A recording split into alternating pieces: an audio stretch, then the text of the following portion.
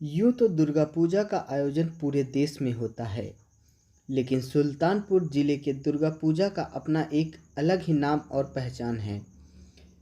कोलकाता के बाद अगर दुर्गा पूजा की कहीं धूम होती है तो वह है सुल्तानपुर।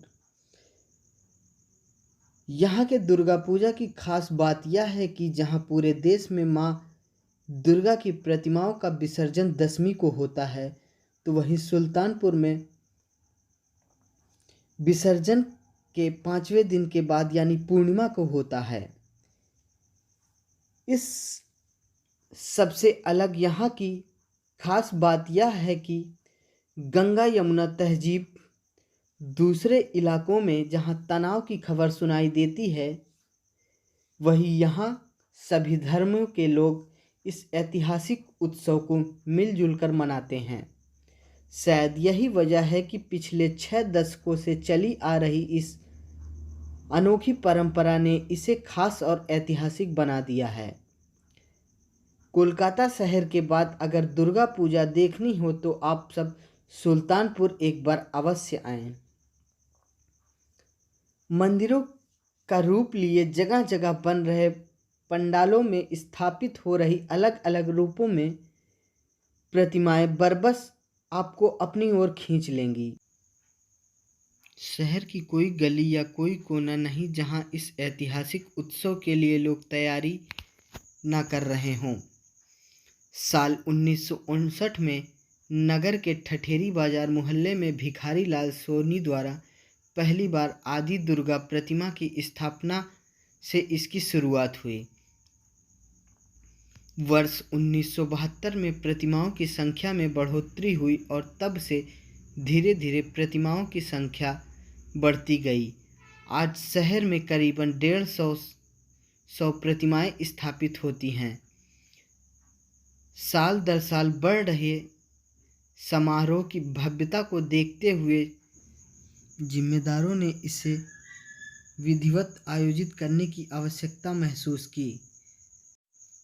लिहाजा सर्व देवी पूजा समिति के नाम से संगठन बनाकर इसका आयोजन किया जाने के बाद में कुछ विवादों के चलते केंद्रीय संगठन का नाम बदलकर केंद्रीय पूजा व्यवस्था समिति कर दिया गया। इस ऐतिहासिक समारोह को भव्यता बनाने के लिए महीनों पहले तैयारियां की जाती हैं। बाहर प्रदेशों से कारीगरों को बुलाकर उनसे विशालकाय और मंदिरनुमा पंडाल बनवाया जाता है। उनमें ज़बरदस्त सजावट की जाती है। बांस की खपाचियों और रंगीन कपड़ों से तैयार पंडाल को देखकर असली और नकली का अंदाज़ा लगाना मुश्किल हो जाता है। जिला प्रशासन की देखरेख में एक पखवाड़े तक चलने वाले दुर्गा पूजा की तैयारी अब तक अंतिम दौर में है। देश के दूसरे हिस्सों में दशमी को विसर्जन हो जाता है, जबकि यहाँ उसी दिन से यह महोत्सव चढ़ता है। रावण दहन के बाद जो लोग मेले की शुरुआत होती है तो फिर विसर्जन के बाद ही समाप्त होता है।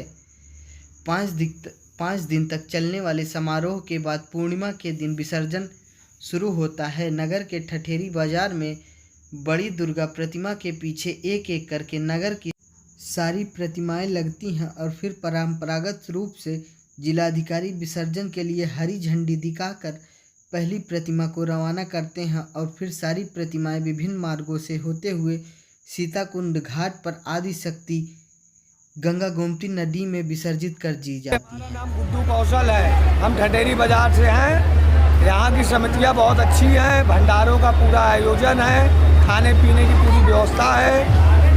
चौक ठठेरी बाजार में चारों ओर हर प्रकार की व्यवस्थाएं हैं और मेडिकल लाइन की भी सारी व्यवस्थाएं हैं। हर चीज़ की बढ़िया व्यवस्थाएं हैं यहाँ। चौक ठठेरी बाजार, सागन चौरा, बाग मंडी, यहाँ पे बड़ी दुर्गा यहाँ बैठती हैं। सबसे खास बड़ी दुर्गा हैं। उनके बाद दूसरी मूर्तियों का विसर्जन होता है और ये 50-60 सालों से ऐसे ही चल रहा है। प्रातम के एक दिन बाद ही मूर्ति रखी जाती है, ठीक है। 9 दिन रहती है, उसके बाद विसर्जन होता है।